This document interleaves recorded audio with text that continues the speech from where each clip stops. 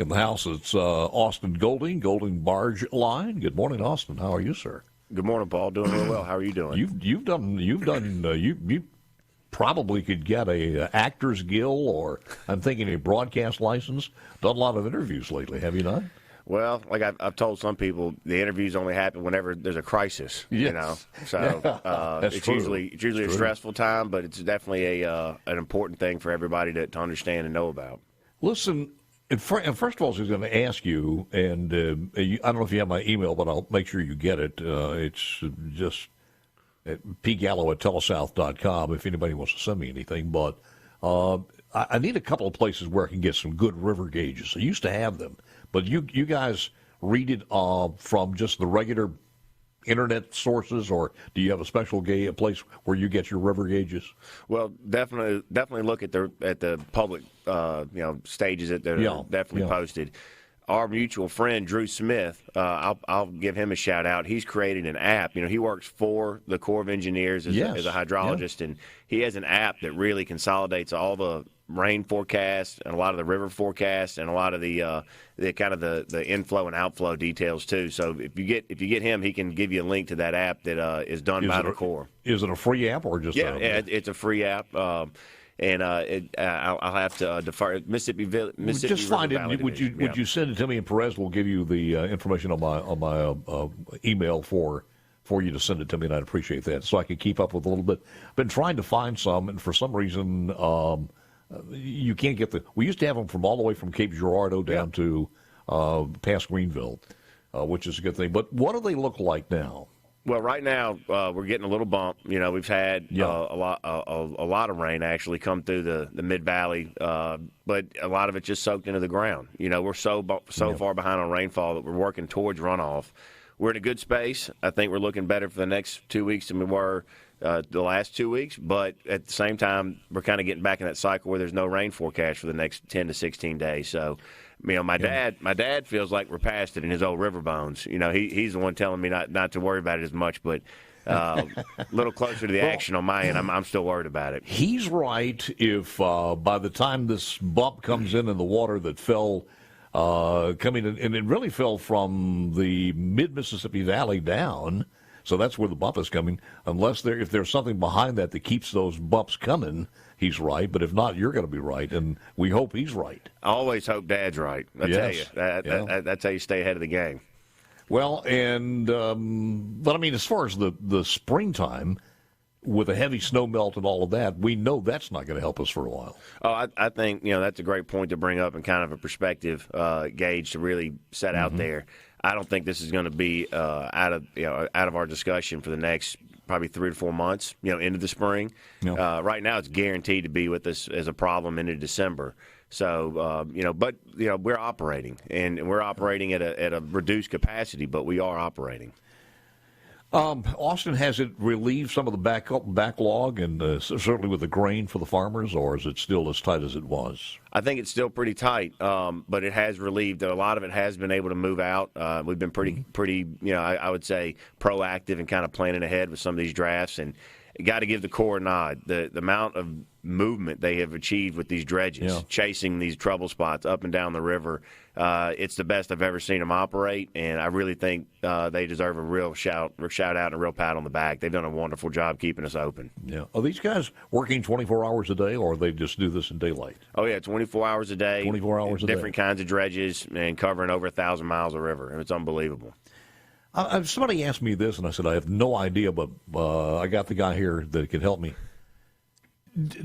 Because a lot of these guys are going like a GPS as far as following the channel.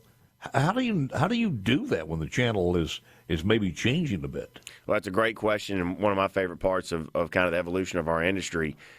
We have a track line, so the GPS tracks exactly where our vessel transited. And so that guy's going to take notes, and he'll drop the notes electronically into his track line, and we can share that boat to boat. So you can go literally exactly where the boat in front of you went just a few minutes or a few hours ago, and we trade that via email or different networks within our fleet so that we can go in the exact footprint and usually you can follow the bigger tows, right? Our tows are probably half the footprint of some of the larger ones you see when you come over the bridge in Vicksburg. Yeah. If that guy can make it, I can make it. So I'll get his track line and come right behind him, and it's pretty good good insurance. So does the computer apps kind of take all that data in and say, all right, here's the deepest part so far, this is where the channel is? So the Corps will go out and do a survey, and they'll share it with us. And if there's a trouble spot, we'll alert it. They'll go out and map it, share that with us. So we'll use that also. But the river changes hour to hour, day to day. So you really want that track line, and you want that live communication out there also. How deep is the channel right now? What are we talking about as far as water level, the top of the water to the channel? In most, certainly from Vicksburg up to Memphis. Okay, so you got two things that happen here between Vicksburg and Memphis. The first thing that's most important, we get a lot of water in Vicksburg, or really south of Rosedale, out of the Arkansas River. It's locked and dammed all the way in Oklahoma. Wow. So you have a massive reservoir there. In Vicksburg, we're probably getting 10 to 20% of the water you see in Vicksburg is out of the Arkansas. From the White River? From the White, all the way up into the Catoosa area on the Verdigris River.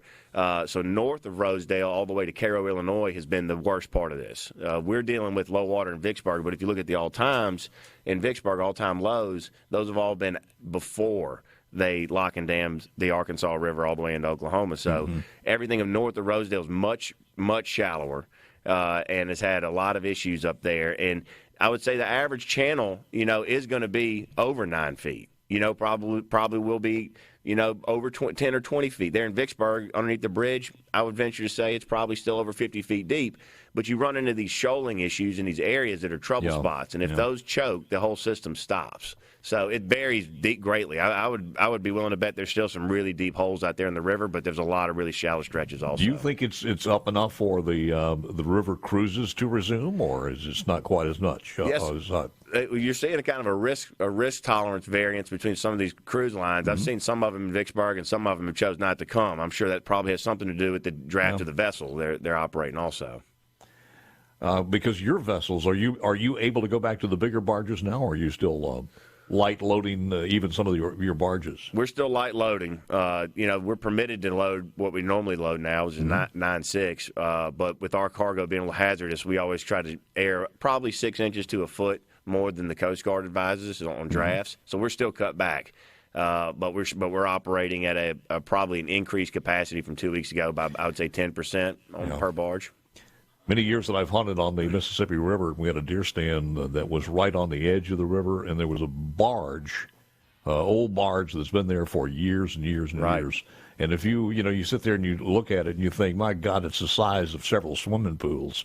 But on YouTube, when you're watching some of the low river videos that are posted, they talk about the comparison of how much a barge can take. Yeah. Compared to a rail train or how many rigs it would take to fill that barge, and I want to talk about that when we come back with Austin Golding in a moment or two. Right after the NFL is thinking about fining Jerry Jones, the Cowboys owner, for trick or treating in a referee's uniform, and I thought, well, that's close.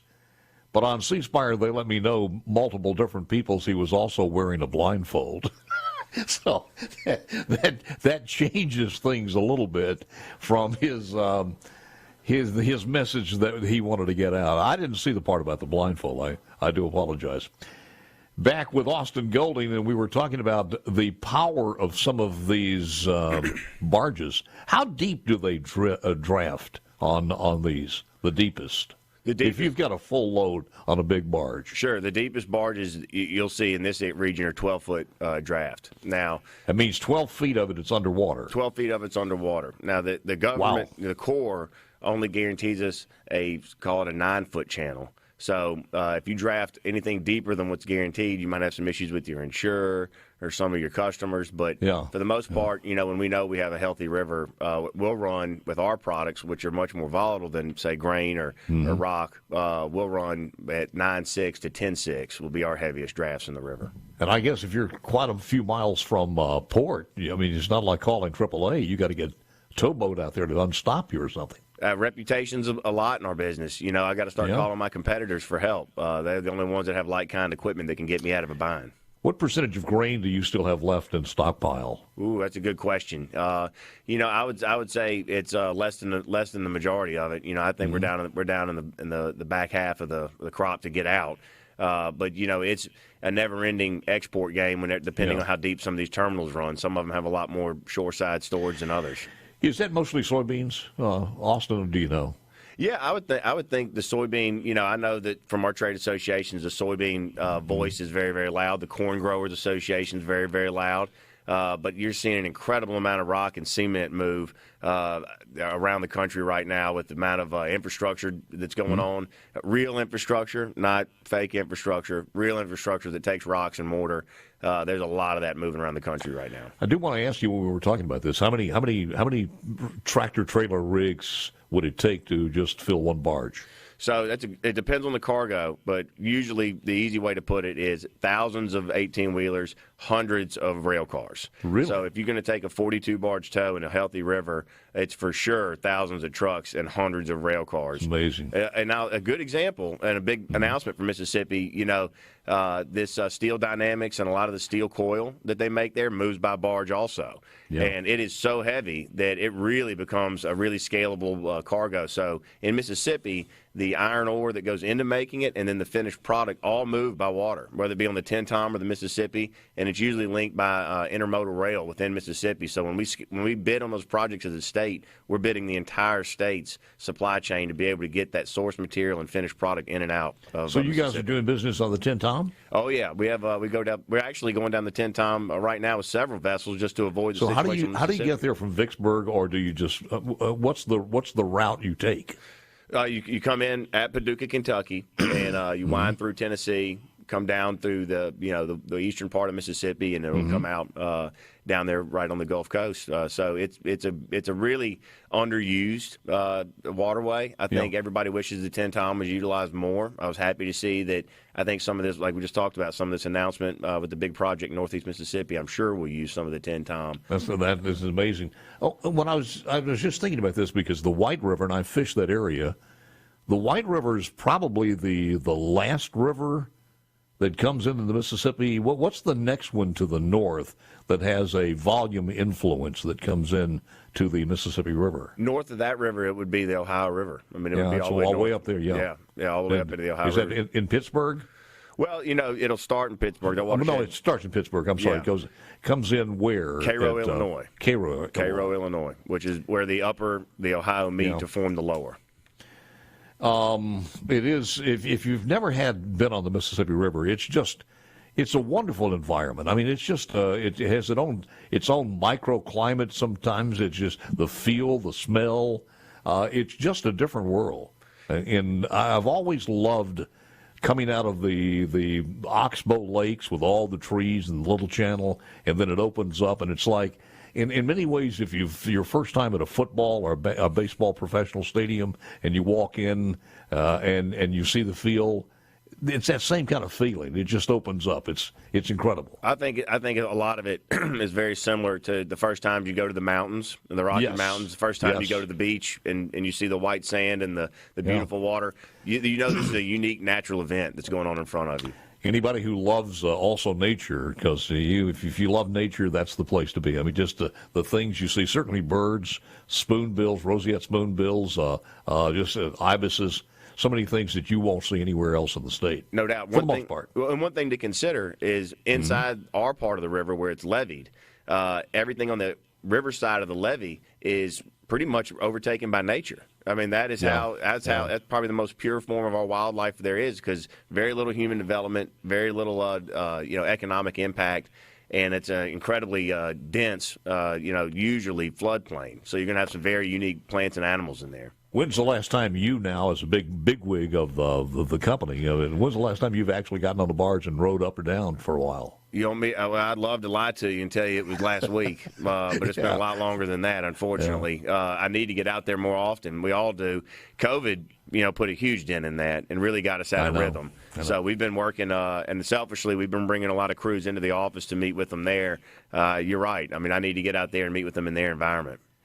Oh, I got into a rabbit hole the other day and was looking for some reason touring a towboat. Yeah. And it's on YouTube. Yeah. You folks never seen this, do this. Because, I mean, it's like a floating hotel. The rooms and everything else. It's a lot bigger than you think. It is. I mean, we're building a boat now that'll be the biggest boat we've ever built. It's 140 feet long by 40 feet wide. And it'll go to work for another great Mississippi company, Warren Paving. pushing product for those guys. So it's a great Mississippi combination. But that boat will have an incredible amount of living space and will be extremely comfortable. What's the crew? What's the number of crew? Probably an 8-man crew on that boat. Crew. So, but it'll be, when my dad was running a boat that size, may have 12, 15 guys on there. Why less? Because of technology or what? A lot more technology in the engine room. Mm-hmm. So now you don't have people, completely dedicated engineers just for the engine room. Usually the deck crew can handle that responsibility also, and also no cooks, no culinary people. Do you actually build a boat for a specific client? It's their boat or your boat? Well, there's different classes. It's our boat. We'll own it, but they'll tell us what they need the application for it to be. And so we'll try to build specifically as close as we can to get into that without creating obsolescence within the boat. When's the last time you actually built a barge or added a new barge? We built our newest tank barge, probably came out, I would say, about 20 to 24 months ago, about 2 years ago. And who builds, where do they build those? So we used to build a lot of them in Jeffersonville, Indiana, right there in Louisville, Kentucky. And that was at Jeff Boat, which is the largest inland shipyard in America. Well, they got bought out by Arcosa Industries, who was their competitor. They chopped the yard up into 1 million pieces and turned it into a city park. So now we're extremely limited, and I think that's the ugly side of capitalism. So we have a shipyard in Nashville that builds them there, and then several along the Gulf Coast that'll build them there. But the largest inland shipyard in America is no more. So we're scrambling for partners. I don't even want to ask you what one of those costs today. A new tank barge today would probably run you right at $4 million, the size that we push. That's probably 50% more than what we used to pay for them 4 or 5 years ago. Is it rated in gallons or cargo barrels. Or pounds, or how do you rate it? Barrels. The size. Barrels. Yeah, barrels. And then on the dry cargo, it'll be by the ton. I feel like we've retained our men's audience talking about all this stuff that just fascinates me. I'm not sure. I'm not sure about the ladies out there, but please forgive me. My curiosity is taking a lot away. Well, everybody needs the products that's being carried, so one way or the other. Oh yeah, and I think that our industry is something that affects people in a way that I really appreciate you and other people shining a light on. It's incredible. And as we always say, man, if you're looking for a job, they've got them. We do. And if you're just ready to get away from humanity, come on. We'll take it. They are there. So there you go.